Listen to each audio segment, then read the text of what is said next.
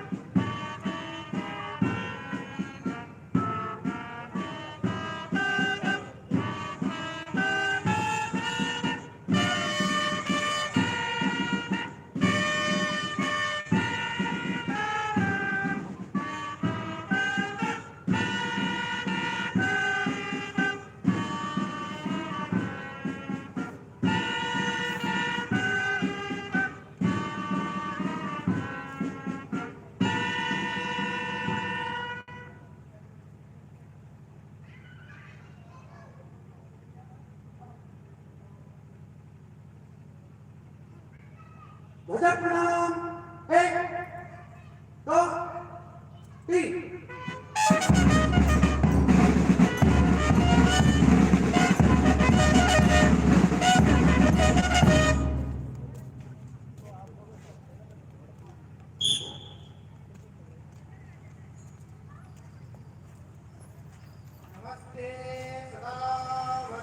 प्रार्थना बोल ना नमस्ते सदा वत्सले मातृभूमे त्वया हिन्दुभूमे सुखं वर्धितोऽहम् महामङ्गले पुण्यभूमे त्वदर्थे सखायो नमस्ते नमस्ते पतत्वे शकायो नमस्ते नमस्ते शक्तिमन् हिन्दुराष्ट्राङ्गभूता इमे सादरन्त्वा नमामो वयम् त्वदीयाय कार्याय बद्धाकटीयम् शुभामाश्चन्देहि तत्पूर्ते अजय्याञ्च विश्वस्य देहि शक्तिम् श्रीलं जगत्येकं ब्रह्मवे सुतञ्चैव यत्कण्टकाकीर्माणम् स्वयं श्रीकृतज्ञ सुखं कार्ये समुत्कर्षनिश्रेयसस्यैकमुग्रम् परं साधनं नाम वीरव्रतम् तदन्तस्पृक्तकक्षया देयनिष्ठा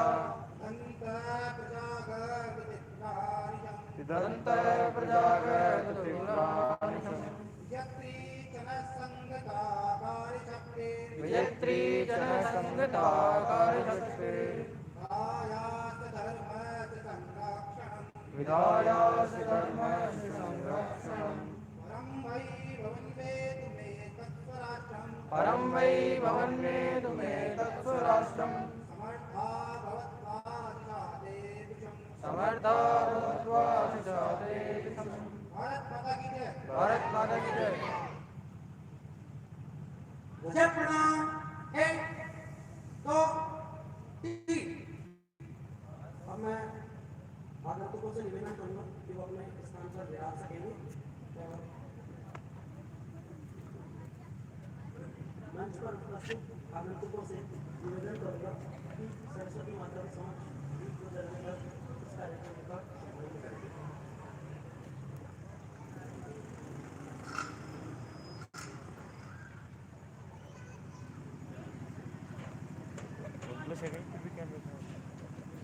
इसका लो जैसी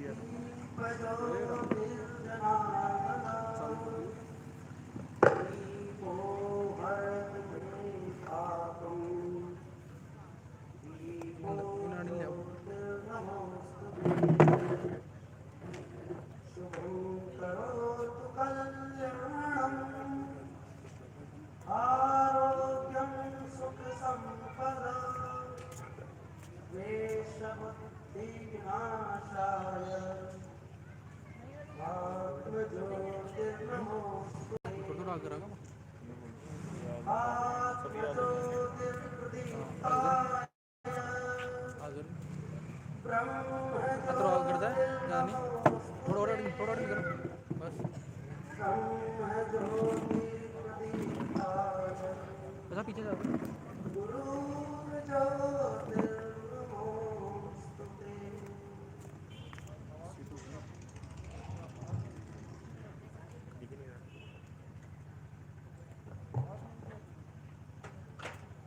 कार्यक्रम को आगे बढ़ाते हैं। मैं हमारे नगर के नगर कार्यवाह श्रीमान प्रताप जी साहब को मंच परिचय के साथ साथ संगीतकारों का परिचय करवाने के लिए विनती।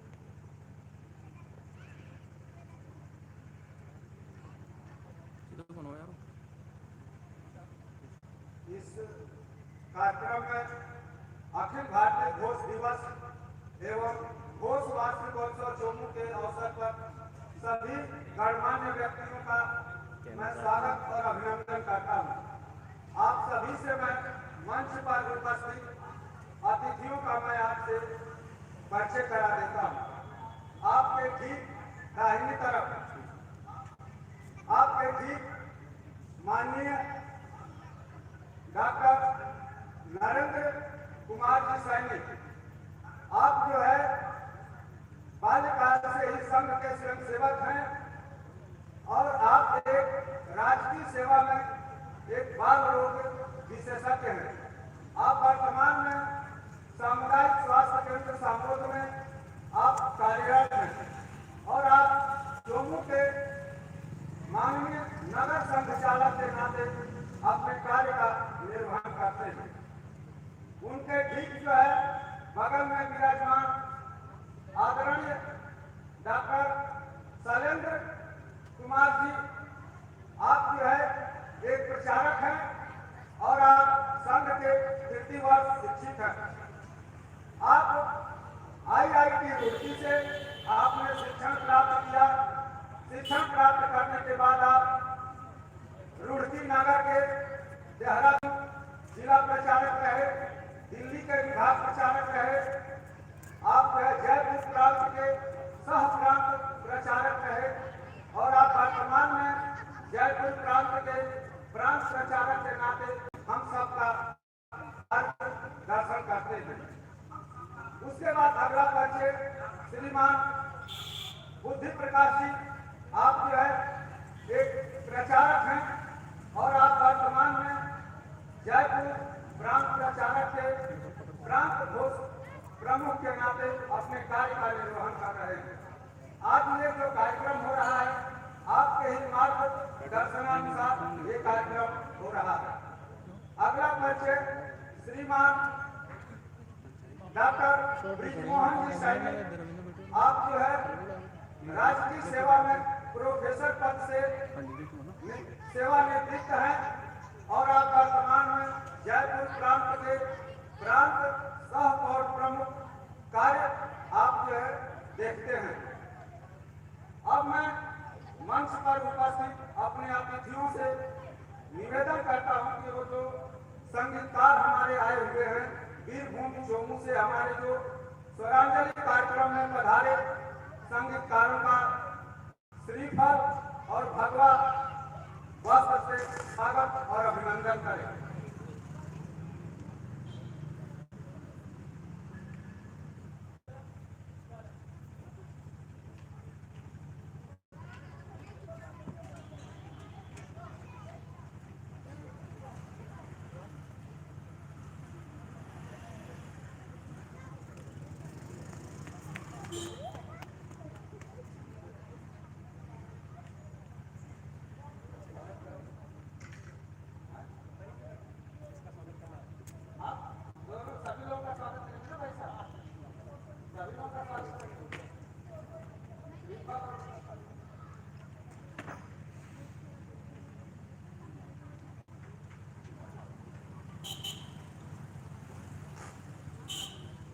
वीडियो बना बाकी जूम करवा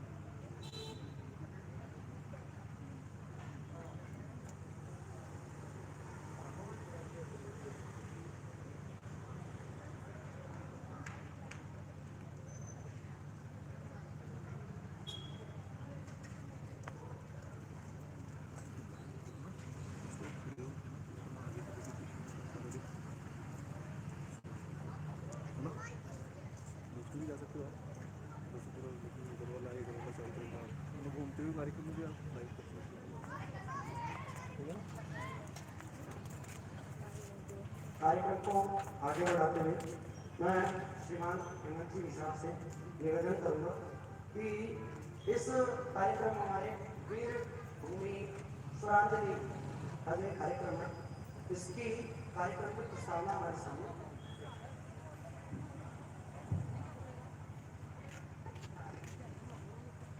वीर भूमि के ऊपर आए हुए अतिथियों का सम्मान आराध्य श्री लक्ष्मीनाथ जी की इस पावन तिथि पर गत कई दिनों से अभ्यास में रत घोष वादकों का प्रात्यक्षिक आपके सामने प्रस्तुत करता हूँ। घोष अर्थात नाद अर्थात ध्वनि, यह संसार के चैतन्य का साक्षी है। महानाद ओम से ही सृष्टि का जन्म हुआ है। पाश्चात्य वैज्ञानिक भी इस सिद्धांत को स्वीकार करते हैं।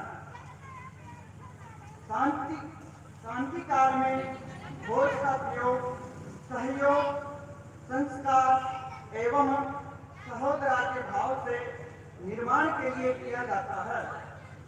युद्ध में भी घोष का प्रयोग जैसे अपने सैनिकों का मनोबल बढ़ाने के लिए, दुश्मनों का मानसिक रूप से परास्त करने के लिए किया जाता है।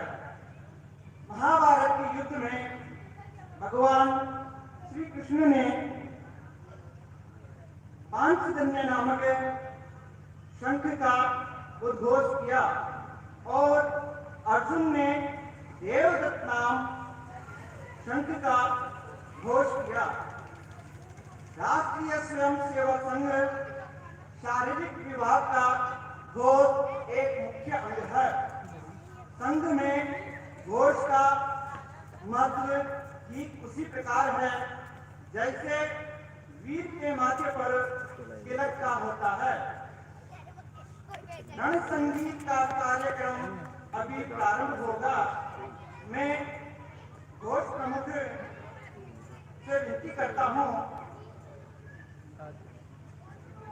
कि वे अपना कार्यक्रम प्रारंभ करें। इससे पहले आयोजक सम्माननीय संगीतकार महोदय से निवेदन करता हूँ वह अपनी प्रस्तुति दें।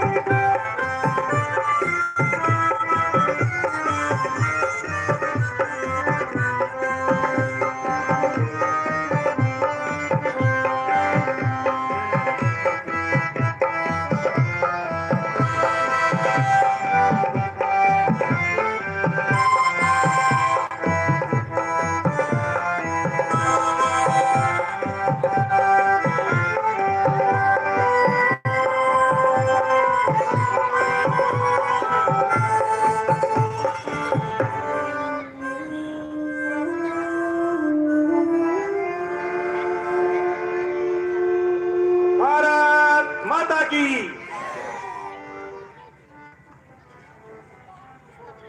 कुछ सूचनाओं पर ध्यान दें। जब तक कार्यक्रम चलता रहे तब तक आगंतुक महोदय अपने अपने स्थान पर विराजने की कृपा करें और अपना जो संघ के कार्यक्रम है उसमें ताली और जय घोष ये लगाने की परंपरा नहीं है। कार्यक्रम को गति देते हुए आगे वीर भूमि स्वरांजलि जो हमारा जो कार्यक्रम है इसमें जो पिछले कई दिनों से हमारे घोष वादक जो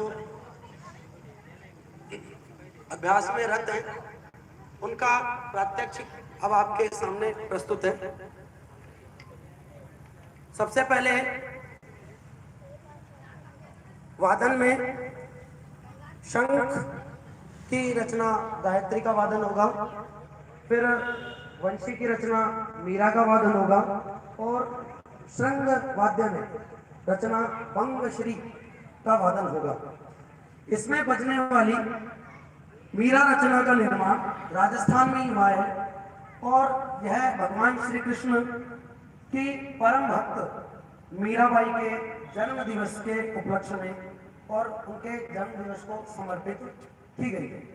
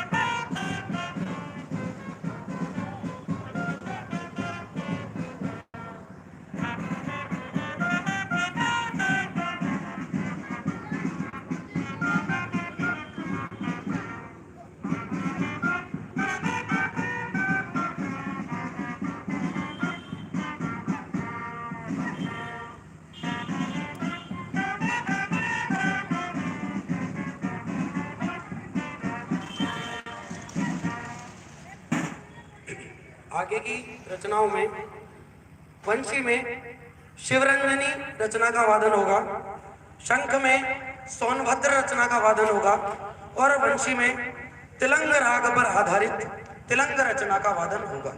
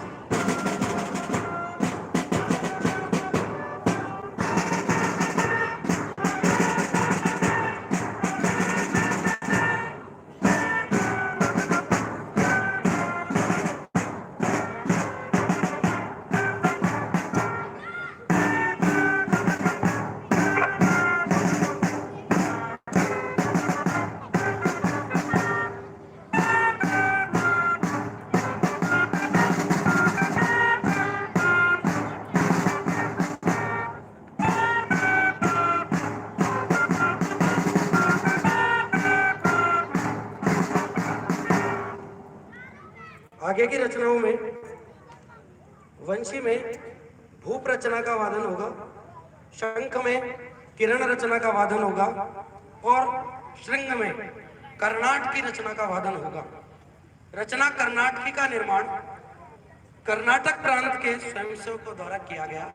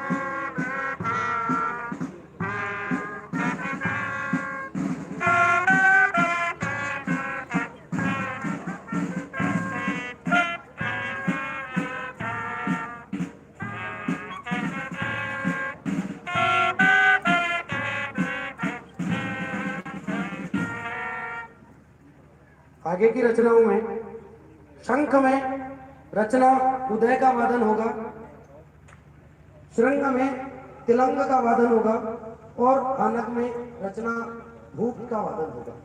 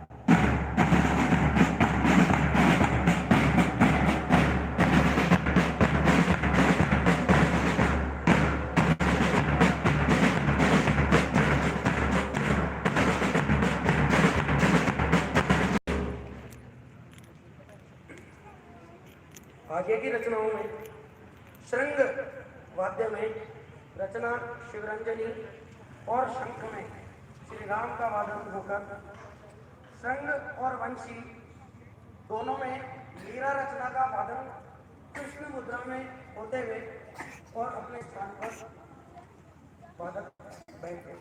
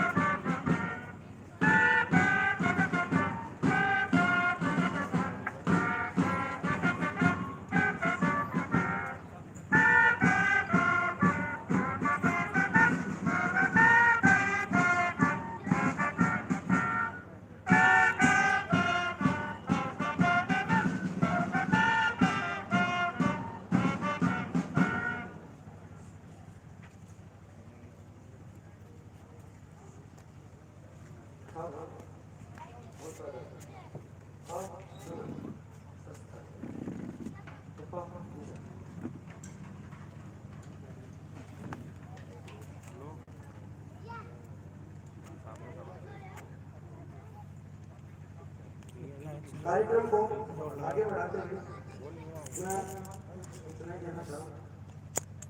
कार्यक्रम समाप्ति के पश्चात जो स्वयंसेवक हैं उनके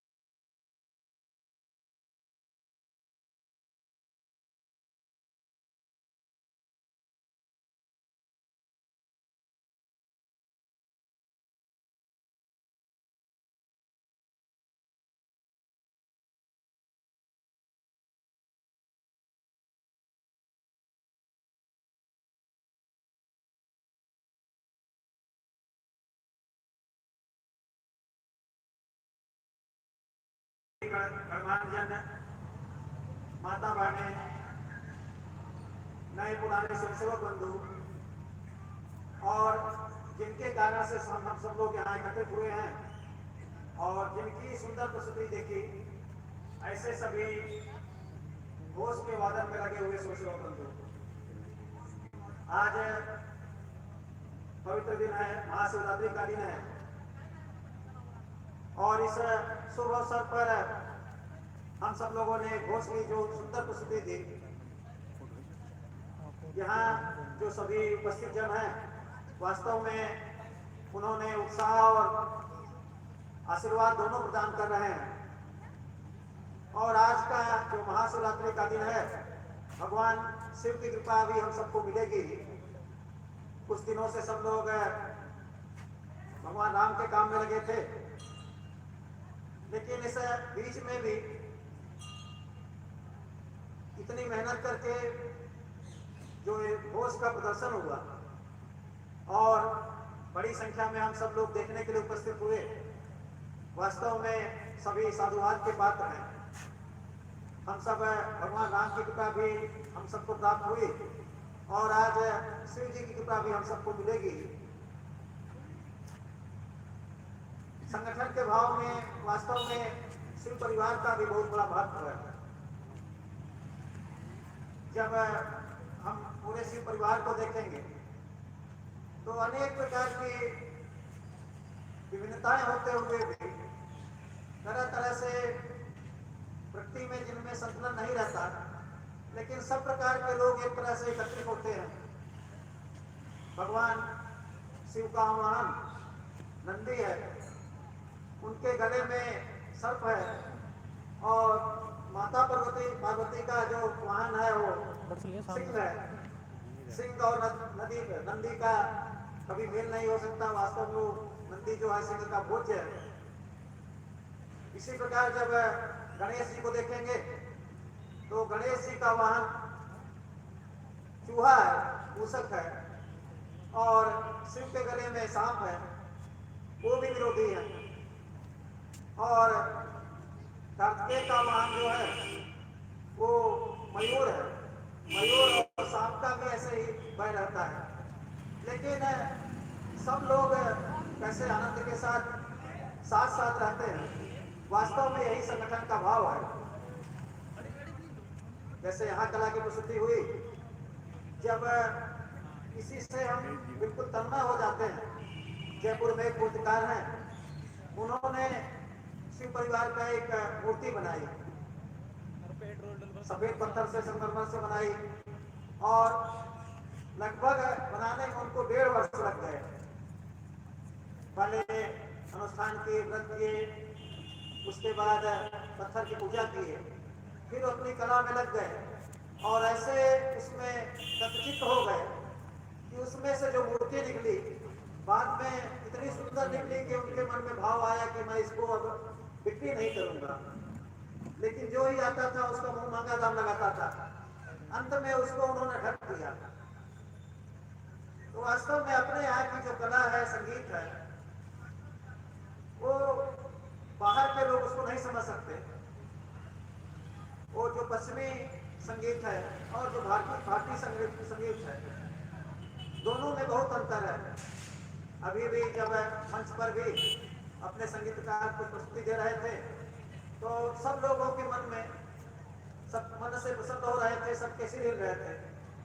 पश्चिम के संगीत में कमर से नीचे का हिस्सा हिलता है और भारतीय संगीत जब बजता है उसको सुनने के बाद कहीं न कहीं मन और मस्तिष्क पर उसका प्रभाव पड़ता है। अपने यहाँ के प्रसिद्ध संगीतकार थे पंडित ओंकार नाथ ठाकुर, वो तरह तरह के राग गाते थे। उनकी ऐसी प्रसिद्धि थी कि वो राग गाए तो वर्षा भी हो सकती है और अनेक प्रकार के रागों में तरह तरह से चिकित्सा भी करते थे। एक बार यूरोप की यात्रा में गए, वहां से उनको रोम में जाना था। तो रोम का उस समय जो शासक था, बहुत तानाशाह मुसोलिनी का नाम सब हम सब लोगों ने सुना ही होगा। उनके एक सूर्य के जानने वाली थी, वो बंगाल से थे और पंडित ओमकारनाथ ठाकुर जी भी बंगाल से थे। तो दोनों का पहले से परिचय था। उन्होंने उनको मुसोली के पास निमंत्रित किया और साथ में बताया कि इसको बहुत दिनों से इनको नींद नहीं आ रही है, अनिद्रा की बीमारी से ग्रसित है, अनेक तरह की चिकित्सा करा लिए लेकिन फिर भी कुछ लाभ नहीं हुआ। उस समय पंडित ओमकारनाथ ठाकुर जी एक दिन उनके घर पधारे। सारे अनेक वहां शासन के लोग भी बुलाए गए, मुसोली भी सामने बैठा। 15 मिनट भी नहीं हुए, जैसे उन्होंने राग बजाना शुरू किया, उनके संगीत में सब ऐसे इतना उस संगीत से तन्मय हो गए कि अपने आप को किसी को पता ही नहीं। और 15 मिनट के अंदर ही मुसोली भी खर्राटे ले गए और गहरी नींद में आ गए। काफी देर नींद लेने के बाद जगह तो कहा, वास्तव में आज जितना आनंद मिला जीवन में कभी ऐसा आनंद नहीं मिला। ओमकारनाथ ठाकुर जी वहां से चले गए। उनको लग रहा था कि रात में इसको नींद आएगी नहीं आएगी इनको। मैंने कह तो दिया कि वो आगे से अनिद्रा की बीमारी दूर हो जाएगी। वो उधर चिंतित थे, लेकिन अगले दिन मुसलमान के 2 पत्र उनको मिले। एक में धन्यवाद ज्ञापित करते हुए पत्र दिया और दूसरा उन्होंने उनको वहाँ अपने यहाँ एक विश्वविद्यालय में डायरेक्टर के रूप में नियुक्ति का पत्र दिया। लेकिन उन्हें अपने देश से लगाव था, उन्होंने नियुक्ति पत्र को अस्वीकार कर दिया। बाद में मुसोली के कुछ समय को मेहमान के रूप में वहां रहे, आतिथ्य स्वीकार किया और प्रतिदिन कुछ न कुछ उनको अलग अलग राग सुनाते थे। एक दिन जो इतना तानाशाह और हर तरह से कट्टर व्यक्ति, वो संगीत जब अलापने लगे, उसके आंखों में आंसू आ गया मुसोली के। तो ऐसा अपने यहाँ भारतीय संगीत की परंपरा है। भारतीय संस्कृत अपने जो संघ में भी घोष का यह सारा इतिहास है। तो शुरुआत में चाहे वो सेना में रहा हो चाहे अन्य स्थानों पर, तो अपने यहाँ जो विदेश से चीजें आई थी उनको ही भारत में स्वीकार कर लिया गया था। लेकिन धीरे धीरे भारतीय संगीत के आधार पर संघ का सारा बैंड संघ का जो घोष देखते हैं उस पर ही आधारित है और अनेक रचनाएं धीरे धीरे बढ़ती गई। आज भी हम सब लोगों ने जैसे वर्णन सुना मीरा रचना का, उसकी रचना यहीं अपने ही राजस्थान में हुई। तो अनेक ऐसे रचनाएं अभी कोरोना के कालखंड में भी बहुत सारे लोगों ने कई रचनाएं अलग अलग निर्माण की। तो वास्तव में ये केवल घोष संघ के सारी विभाग का एक अंग है और घोष के साथ ही हम सब कई बार जब देखा होगा संघ का संचलन निकलता है, तो जब स्वयंसेवक कदम से कदम मिलाकर चलता है, वो घोष के ही ठोके पर आगे बढ़ता है, तो उस समय स्वयंसेवकों में अलग तरह का भाव होता है। समाज में भी विश्वास बढ़ता है। जो हिंदुत्व के संघ के और भारत के हितैषी हैं, उनको उस समय घोष की रचनाएं सुन करके प्रसन्नता होती है, मन में आत्मविश्वास रखता है। विरोधी लोगों को ऐसा लगता है जैसे उनके छाती पर कोई कदम डाल रहा हो। तो ऐसा घोष संघ में संचलन के साथ साथ अनेक जो संघ की शाखा में भी अनेक रचनाएं बजाई जाती हैं। कुल मिलाकर सब चीजों के पीछे भाव एक ही है कि समाज में किस प्रकार से संगठन हो, समाज में अनुशासन का भाव हो। और धीरे धीरे हम देख रहे हैं कि कैसे समाज में एक हिंदुत्व के भाव का जागरण हो रहा है। देश में अनेक बातें अच्छी हो रही हैं, चाहे वो कोरोना का कालखंड रहा हो, हम सब लोग भी और समाज में अनेक लोग व्यापार, नौकरी, परिवार सब परेशान थे, लेकिन फिर भी समाज में कोई भूखा न रहे, इसके लिए जिसके घर में था उसने तो दिया ही, लेकिन स्वयं भूखे रहकर भी समाज को भूखे नहीं रहने देना है। यही अपनी संस्कृति का मूल मंत्र है। वो उस समय भी प्रत्यक्ष दिखा। फिर कई वर्षों बाद कि राम मंदिर का अभियान आया। 492 वर्ष की प्रतीक्षा के बाद समाज को अवसर मिला और कि अपने आंखों से ही राम मंदिर के निर्माण काम को देख सकेंगे, तो अपना भी कुछ न कुछ योगदान होना चाहिए। समाज की कोरोना के बाद आर्थिक रूप से बहुत अच्छी स्थिति नहीं थी, लेकिन भगवान राम के नाम पर और समाज में जो भी भाव जागरण हुआ, वास्तव में वो अद्भुत था। उसको देख करके ऐसा लगता था कि जैसे वास्तव में राम राज्य आ गया हो। जो सक्षम है उन्होंने तो दिया ही, लेकिन भगवान ने जिनको क्षमता नहीं दी है वो भी अपनी क्षमता से अधिक योगदान किया। समाज में ऐसा उत्साह था, उसके कारण से मानने वालों का भी उत्साह बढ़ता जा रहा था। बाकी जगह भले ही माताएं बहनें थोड़ा अपने घर वालों को रोकते हो, लेकिन इस काम के लिए उनका भाव और अधिक था। उनका योगदान कहीं न कहीं समाज में जो बाकी पुरुष वर्ग आगे रहता है उससे भी अधिक उनका सब जगह योगदान देखने को मिला। भाव भी ऐसा था कि अगर परिवार वाले कम करना चाह रहे हो तो उन्होंने प्रेरित किया आगे आने के लिए। तो वास्तव में जब हम देखते हैं कि ये जो परिवार भाव है, तो परिवार में जो अपने यहाँ कुटुंब की जो व्यवस्था है ये अन्यत्र कहीं देखने को नहीं मिलती। जब पूजनी डॉक्टर साहब की जन्म शताब्दी थी तो जैसे अपने देश में अनेक कार्यक्रम हुए, वैसे ही हिंदू स्वयंसेवक संघ के नाम पर विदेशों में भी कई जगह कार्यक्रम हुए। तो ब्रिटेन में जो कार्यक्रम था उसमें वहाँ के जो प्रधानमंत्री थे मार्गरेट थैचर आई हुई थी। तो उन्होंने जब डॉक्टर साहब के चित्र पर पुष्प अर्पित किए, जब उनको माला पहनाया, तो संशोधकों को इस बात से गर्व हुआ कि कभी डॉक्टर साहब को स्कूल में पढ़ने नहीं दिया, उन्हीं अंग्रेजों की आज महारानी इनके ऊपर माल्यार्पण कर रही है। तो कहीं न कहीं ये जो संघ का बढ़ता प्रभाव है, संघ की जो शक्ति है, समाज की जो शक्ति है, भारत की जो शक्ति है, उसके प्रति उनका वास्तव में नमन है। लेकिन बाद में जब उनकी बोलने की बारी आई तो उन्होंने कहा वैसे तो भारत से अनेक सीखने की बातें हैं, लेकिन वहाँ की जो परिवार व्यवस्था है, वहाँ की जो कुटुंब व्यवस्था है, वो इंग्लैंड के लोगों को, ब्रिटेन के लोगों को सीखनी चाहिए।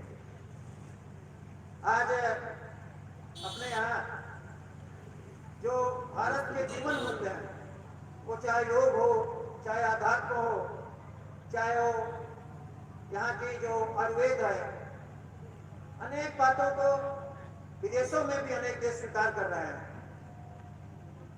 चाहे आप यहाँ अपने यहाँ पुष्कर जी में देखें, हरिद्वार में इस समय कुंभ चल रहा है। आज महाशिवरात्रि के दिन वहाँ शाही यात्रा थी, हम सब लोगों ने टीवी पर देखा भी होगा। तो उसमें भी अनेक विदेशी लोग आते हैं। पिछले वर्ष प्रयाग, एक साल पहले प्रयाग में महाकुंभ हुआ था, वहां भी 125 देशों के लोग भारतीय संस्कृति को देखने आए। कई लोगों ने पूछा भी कि इसके लिए बहुत बड़ा विज्ञापन खर्च हुआ होगा, इसके लिए सरकार का विज्ञापन के लिए बहुत बड़ा बजट होगा, लेकिन भारत के व्यक्ति के लिए कोई सब सामान्य व्यक्ति भी समझ जाता है कि कुंभ के लिए या महाकुंभ के लिए किसी विज्ञापन की आवश्यकता नहीं पड़ती। केवल पत्रा देखकर, तिथि देखकर सबको पता चल जाता है कि आज विशेष पर्व है और करोड़ों करोड़ों लोग उस ओर चले जाते हैं। तो कहीं न कहीं आज समाज में ये जागरण का भाव बढ़ रहा है। अनेक अपने के लिए, हिंदुत्व के लिए, के लिए जो अच्छी लगने वाली बातें हैं वो भी आगे बढ़ रही हैं। चाहे अयोध्या में वो श्री राम जी का मंदिर हो, धारा 370 का विषय हो, या उससे पहले अमरनाथ साइन बोर्ड का विषय हो, बाद में वापस करना पड़ा, या तिरुपति में तिरुपति बालाजी के मंदिर के पास जो 7 पहाड़ी थी उस पर त्रास लगा दिया था, लेकिन जब वहां का समाज खड़ा हुआ, प्रचंड आंदोलन किया, तो अंत में आंध्र प्रदेश की विधानसभा में ये प्रस्ताव पारित करना पड़ा कि कोई भी गैर हिंदू, कोई भी विधर्मी जो है यहाँ अपना आवास नहीं बना सकता और रात में रुक भी नहीं सकता, दुकानें भी नहीं दे सकता। तो जब समाज खड़ा होता है तो कहीं न कहीं सब लोगों को उसके आगे झुकना पड़ता है। तो वास्तव में जो सज्जन शक्ति का जागरण हो रहा है, इसको और ज्यादा बढ़ना चाहिए। अभी अनेक महापुरुषों ने पहले भी कहा, चाहे स्वामी विवेकानंद जी हों, चाहे स्वामी दयानंद जी रहे हों या महर्षि अरविंद रहे हों, सबने एक ही बात कही कि आगे आने वाली सदी जो है वो भारत की सदी होगी, वो हिंदुत्व की सदी होगी। आज हम सब लोगों को वो प्रत्यक्ष दिख रहा है।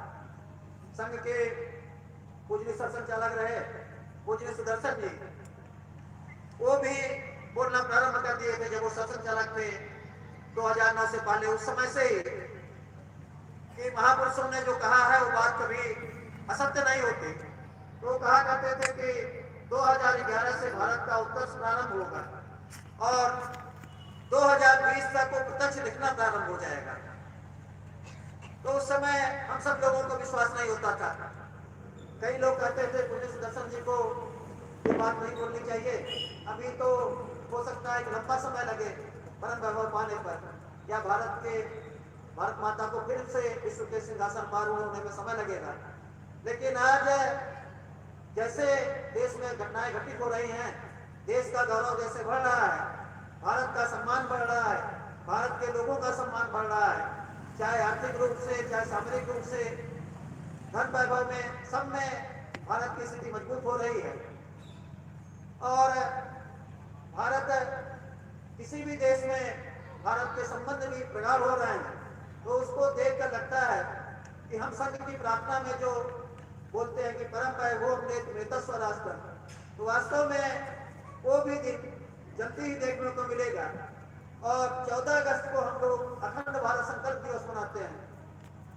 संकल्प करते समय अनेक देश विदेश का उदाहरण भी दिया जाता है कि किस प्रकार से कोरिया एकत्रित हो गए, किस प्रकार से अफ्रीका में देश एकत्रित हो गए, तो जर्मनी की दीवार ढह गई। तो ऐसे ही भारत भी अखंड हो सकता है क्या? लेकिन बहुत ज्यादा आत्मविश्वास नहीं आता था। लेकिन अब इतनी चीजें होने के बाद लगता है कि वो भी संभव है, भारत फिर से अखंड होगा और हम सब लोग यहाँ जो उपस्थित हैं अपने ही आंखों से देख पाएंगे। ऐसा ही अब ऐसा भी मन में धीरे धीरे विश्वास बढ़ रहा है सबका। और वो जो अखंड भारत की कल्पना है वो कहीं न कहीं दिखने भी लगी है। कभी ब्राजील में उधर सुग्रीव उत्तरकांड में, किष्किंधा में अनेक अफ्रीका के देशों का वर्णन करते हैं। लेकिन अभी जब ब्राजील को यहाँ से 20 लाख से अधिक कोरोना की वैक्सीन भेजी गई, तो वहाँ के राष्ट्रपति ने जो ट्वीट किया वो भी वास्तव में भारत का सम्मान और अपनी संस्कृति का ही सम्मान था। उन्होंने धन्यवाद देते हुए, थैंक यू लिखते हुए साथ में ट्वीट किया। उसमें हनुमान जी जो है संजीवनी के का पूरा वो पहाड़ लिए हुए जा रहे हैं और संजीवनी के स्थान पर उसमें वैक्सीन का चित्र बना हुआ था। तो ऐसे अनेक देशों में आज वो चाहे यूरोप हो, चाहे अमेरिका हो, चाहे कनाडा हो, हमने अभी बोली आगोशों की सूचना दी, वृंदावन में जाएंगे तो अनेक विदेशी पर्यटक वहाँ दिख जाते हैं। मथुरा वृंदावन में पूरा मथुरा ऐसा लगता है कि सब एक ही रंग में रंग गए हैं। सब चाहे वो अपने देश का रहने वाला चाहे विदेश का, सबका एक ही नारा होता है, राधे राधे। रिक्शे वाला भी राधे राधे ही बोलता है। दीपावली की बात देखें तो 2013 से अमेरिका के सीनेट में भी दीपावली मनाई जा रही है, यूरोप में भी दीपावली मनाई जा रही है। तो ऐसे भारत के जो उत्सव हैं उनकी स्वीकारता, भारत के जो जीवन मूल्य है उनकी स्वीकारता पूरे विश्व में बढ़ रही है। ऐसे में अपने यहाँ का जो समाज है उसको ज्यादा संगठित होना पड़ेगा, हमें और मजबूत होना पड़ेगा। आपस के तरह तरह के भेद हो सकते हैं, लेकिन जब बात देश की हित आएगी, समाज की हित की बात आएगी, तो उस समय अपने हम इतिहास से उस समय सबक लेंगे। और जो छोटे छोटे ऐसे बातों को लेकर विवाद रहता है, वास्तव में उसको कहीं न कहीं छोड़ना पड़ेगा, तब जाकर हम फिर से विश्व गुरु बनेंगे। भारत माता फिर से विश्व के सिंहासन पर आरूढ़ होंगे, फिर से भारत की जय जयकार होगी।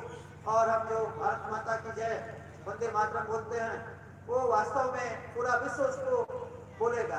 भारत विश्व का मार्गदर्शन करेगा। कोफी अन्नान संयुक्त राष्ट्र के महासचिव थे, उन्होंने भी कहा कि अगर विश्व में शांति होगी तो केवल भारत के विचारों के आधार पर होगी। उन्होंने हिंदुत्व का विचार नहीं कहा, लेकिन हम सब जानते हैं कि भारत का विचार क्या है। वो वही विचार है जो सदियों से सनातन काल से अपने यहाँ चला आया है। कोई उसको 5000 वर्ष पुराना बता देता है, कोई 10,000 वर्ष पूरा बता देता है। लेकिन हम अगर अपने थोड़ा इतिहास के विषय में देखें, अपने काल गणना के विषय में देखें, आज ये जो महाशिवरात्रि है, भगवान को जो महाकाल कहा गया, तो वो कितना महाकाल, सबसे बड़ा वास्तव में जो काल गणना है वो सबसे बड़ी काल गणना को महाकाल कहते हैं, और जो सबसे छोटी गणना है उसको रिकाल कहते हैं। तो सेकंड का भी 1/36,000 भाग वो रिकाल है। और इस समय कलयुग चल रहा है, ऐसे 4,32,000 वर्ष, फिर 8,64,000 वर्ष, ऐसे दुगना तिगुना चौगुना होते हुए चतुर्युगी होती हैं, और 71 चतुर्युगी मिलकर के ऐसे मनवंतर होता है। ये 7वां मनवंतर चल रहा है। तो सृष्टि वर्ष, सृष्टि का भी आरंभ करते हैं, और ये सब जब सारी सृष्टि का एक दिन होता है तो ब्रह्मा जी का एक दिन होता है, 1 वर्ष होता है। ऐसे 100 वर्ष मिला करके विष्णु जी का वर्ष होता है, और विष्णु जी के 100 वर्ष को मिला करके महाकाल का 1 वर्ष होता है। तो वास्तव में जो महाकाल कहा जाता है, भगवान ऐसे भगवान शिव जगत के नियंता है। तो इस शुभ अवसर पर हम सब लोग यहाँ एकत्रित हुए, घोष का सुंदर वादन हुआ, अथक परिश्रम किया। कोई भी चीज असंभव नहीं है, कोई असाध्य नहीं है। जब हम किसी चीज के लिए लग जाते हैं तो सारी बातें संभव हैं।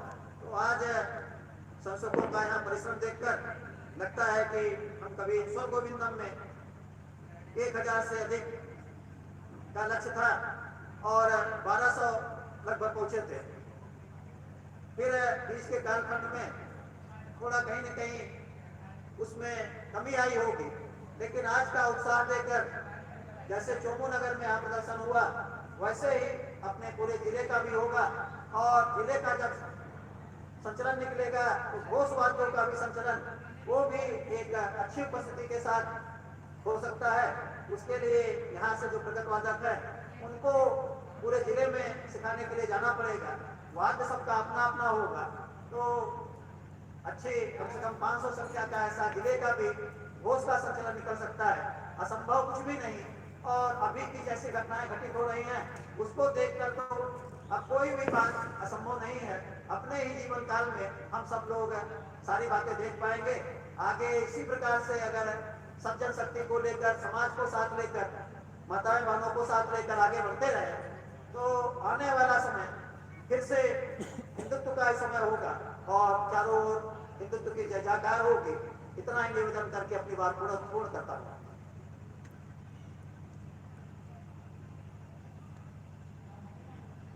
सावधान उत्तिष्ठ।